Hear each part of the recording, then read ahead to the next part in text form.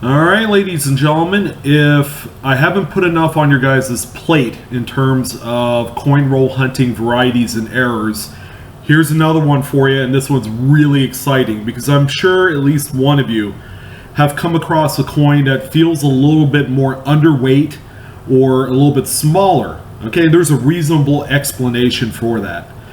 Back in the 40s, 50s, and 60s, the US Mint had the capabilities of producing coins from a few countries.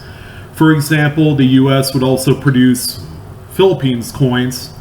They would produce Dominican coins, Dominican Republic, to be more correct on that. And sometimes you'll have the wrong planchet from one of those foreign coins get mixed up with the regular coins for, say, like this 1945 Lincoln cent that you see here. Now the coin is a little bit smaller, okay, so this one was definitely not exactly hard to miss, but you know, it certainly warranted a second look. And what I could tell you from this 1945 Lincoln wheat cent is that this particular example was struck on a Netherlands half cent. All right, and how do you know that other than just weighing it? So if you have a penny weight scale, and usually a penny weight scale you can purchase online for cheap. They're like 10, 15, 20 bucks depending on the type that you get. But you can measure these things in grams. A standard Lincoln cent pre-1982 weighs 3.11 grams. Okay, so you got to know that as you go and research underweight coinage. The Netherlands 10 cent planchet that you see here only weighs 2.3 grams. So it's a considerable weight loss compared to what a standard US Lincoln cent planchet goes for, which is at 311. So if you find something like this, what do?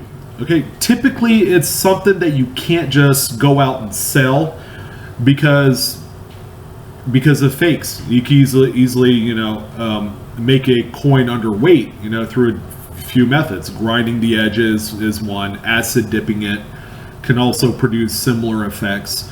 So you really want to get this authenticated because they are worth quite a bit of money, and we'll touch on actual value here toward the end of the video. So you'll want to send it to like a PCGS, NGC, or maybe even Annex if you wanted to keep it inexpensive. Whichever way you decide to go, you're not going to see a huge variance in the amount of money that you get for the coin. They just need to see that it's authenticated as being struck on, say, a Netherlands 10 cent planchet. So that's where you have this particular coin. So I'm going to give you guys one more example. Here is a 1959 Lincoln cent that was struck on a Dominican Republic 10 centavos planchet. Now keep in mind, if you found a cent that's kind of silvery, it can either mean it's plated, or perhaps it was chemically altered, or maybe it just is a different alloy. In this case, this is a 90% silver planchet. Sometimes it can be hard to discern exactly what type of metal you have unless you actually weigh it and categorize it with some of the other coins that were being produced at the mint during that time. So in the case of this 1959 Lincoln cent, this one weighs 2.5 grams. Again, it's 0.6 grams away from its standardized weight, which is the 311. So again, same thing. You'll want to send this out to grading. You want to get it authenticated. You want to make sure that if you go to sell this in the secondary market, that people are assured that they are getting the real deal. You can't just sell it raw and expect to get all the money. Now here's where the value comes into play when it comes to these struck on foreign planchet coins. Some of them sell anywhere from the $500 to $1,000 range, which is quite a bit of money for a coin found. Typically your Panama, Dominican Republic are going to be two of your most common planchets, planchets rather, that you're going to find in the Lincoln cents.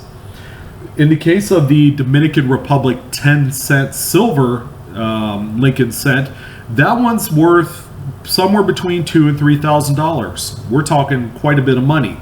So being able to authenticate it, sending it off to grading is of huge importance before you decide to liquidate it by any means. So that's kind of a brief explanation. Again, these coins occur somewhere, you'll find them in the 30s all the way up into the 60s. That's the period of time that the U.S. Mint has utilized its facilities to do multi-denominational striking for various other countries. So, if they're striking for 4 or 5 other countries, then the possibility is greatly larger for a misstrike like these. So, if you like the information that you've seen, please hit the like button. I appreciate it as always. Feel free to share the information to your favorite social media outlet. And most importantly, if you haven't subscribed to my channel, what are you waiting for? Go ahead and hit the subscribe button. For every new video I upload, you will receive that notification. And as always, thank you for joining me. I'm your host, Blue Ridge Silverhound, and you guys have a fantastic evening. Take care.